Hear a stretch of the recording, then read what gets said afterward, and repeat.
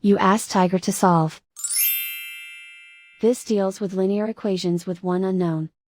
The final result is u equals 3. Let's solve it step by step. Group all u terms on the left side of the equation. Subtract 4u from both sides.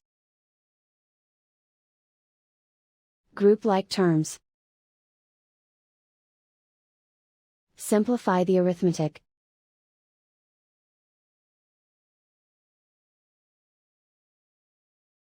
Group all constants on the right side of the equation.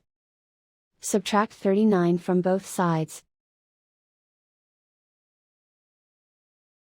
Simplify the arithmetic.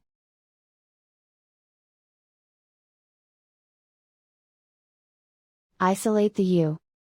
Divide both sides by -13. Cancel out the negatives. Simplify the fraction. Cancel out the negatives. Find the greatest common factor of the numerator and denominator. Factor out and cancel the greatest common factor. And so the final result is u equals 3.